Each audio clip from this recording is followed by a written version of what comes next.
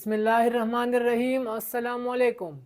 मैं दानियाल अख्तर अपने YouTube channel पर आप सबको खुशामदीद कहता हूँ। उम्मीद करता हूँ कि आप सब खैर व आफियत से होंगे और अपने स्टडीज़ पर भी तवज्जो दे रहे होंगे। आज जो टॉपिक हम डिस्कस करने जा रहे हैं तो उसका नाम है मालिक्यूलर मास, और साथ साथ में हम फार्मूला मास को भी डिस्कस करेंगे और इन दोनों में फ़र्क क्या है ये भी डिस्कस करेंगे। तो आइए अपने टॉपिक का आगाज़ करते हैं।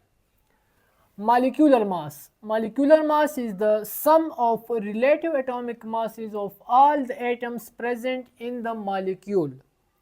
Basically molecular mass हम किसे कहते हैं कि किसी भी मॉलिक्यूल में मौजूद जितने भी एटम्स होते हैं उन तमाम एटम्स के अगर हम एटॉमिक मासेस को या फिर जिसे हम रिलेटिव एटॉमिक मासेस का नाम भी देते हैं, तो उन तमाम एटम्स के अगर हम रिलेटिव एटॉमिक मासेस को आपस में सम करते हैं यानी कि आपस में प्लस करते हैं, जमा करते हैं, तो इसको हम नाम दे देते हैं मॉलिक्यूलर मास का।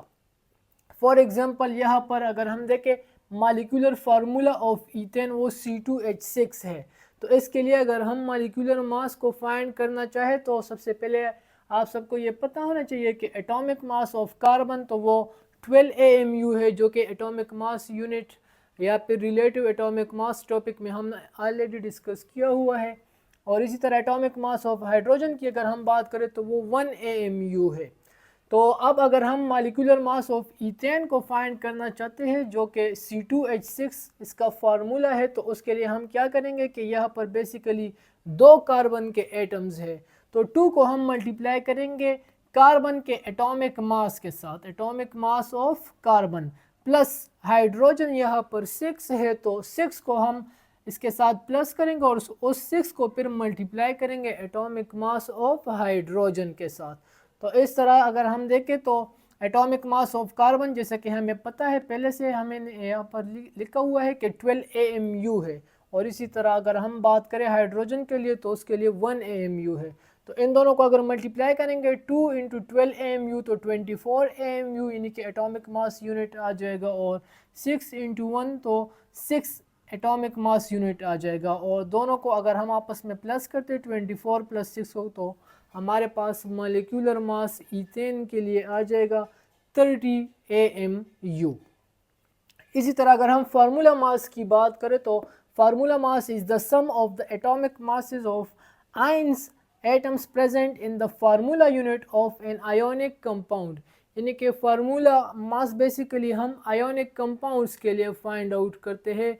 आयोनिक कंपाउंड्स वो कंपाउंड्स होते हैं कि जिनमें एटम्स आपस में तब बॉन्ड बनाते हैं जब उनमें इलेक्ट्रॉन की ट्रांसफ़र हो, और वहाँ पर पॉजिटिव और नेगेटिव चार्जेस भी बनते हैं यानी कि आयंस बनते हैं। आयंस बेसिकली इसी को कहते हैं कि जब पॉजिटिव और नेगेटिव चार्जेस एटम्स के ऊपर आ जाते हैं, जब कंप्लीट ट्रांसफ़र हो यानी कि एक एटम इलेक्ट्रॉन लूज़ कर लेता है तो उस पर पॉजिटिव चार्ज आ जाता है, और दूसरा एटम इलेक्ट्रॉन गेन कर लेता है तो उस पर नेगेटिव चार्ज आ जाता है, और ये इन्हीं आयंस के दरमियान फिर फोर्स ऑफ अट्रैक्शन पैदा हो जाती है जिसके नतीजे में फिर आयोनिक बॉन्ड बन जाता है, और उन कंपाउंड्स को फिर हम आयोनिक कंपाउंड्स का नाम देते हैं।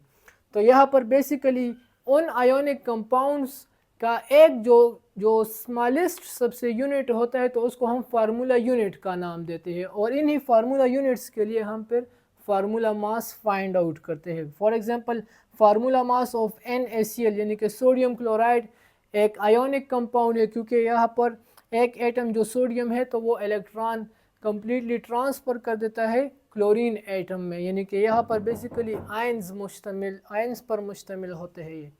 तो यहाँ पर हम सोडियम और क्लोरीन के लिए अगर हम फार्मूला मास फाइंड आउट करना चाहते हैं तो बेसिकली हम क्या करते हैं कि एक सोडियम एटम है तो 1 को हम मल्टीप्लाई करते हैं एटॉमिक मास ऑफ सोडियम के साथ, और इसी तरह क्लोरीन भी एक है इसमें तो 1 एक क्लोरीन के लिए हम 1 को मल्टीप्लाई करते हैं एटॉमिक मास ऑफ क्लोरीन के साथ। इसी तरह अगर हम बात करें तो atomic mass of sodium 23 AMU है एटॉमिक मास यूनिट, और एटॉमिक मास ऑफ क्लोरीन की अगर हम बात करते हैं तो वो 35.5 AMU यानी कि एटॉमिक मास यूनिट है। इन दोनों को मल्टीप्लाई करें तो वही 23 AMU + 35.5 AMU, और दोनों को प्लस करते तो 58.5 AMU हमारे पास इसका आंसर आ जाता है, जो कि फार्मूला मास है सोडियम क्लोराइड के लिए। तो बुनियादी तौर पर अगर आप दोनों में फ़र्क जानना चाहते हैं तो बेसिकली दोनों का बिल्कुल सेम मेथड है, यानी कि दोनों में हम एटम्स के एटॉमिक मासेस को आपस में प्लस करते हैं और जितने जितने एटम्स हो उन नंबर्स के साथ हम बेसिकली उनको मल्टीप्लाई करते हैं। लेकिन फार्मूला मास की अगर हम बात करते हैं तो उसमें बेसिकली हम क्या करते हैं कि आयोनिक कंपाउंड्स के लिए हम ये फाइंड आउट करते हैं, जबकि यहाँ पर हम सिर्फ मॉलिक्यूल की बात यानी कि कोवेलेंट बॉन्ड्स जो बनाते हैं उन एटम्स के लिए या उन कंपाउंड्स के लिए। उम्मीद करते हैं कि आपको इस टॉपिक की समझ आ गई होगी। अब के लिए इतना ही। अपना ख्याल रखिए, हमें भी अपने दुआओं में याद रखिए। अल्लाह हाफिज़।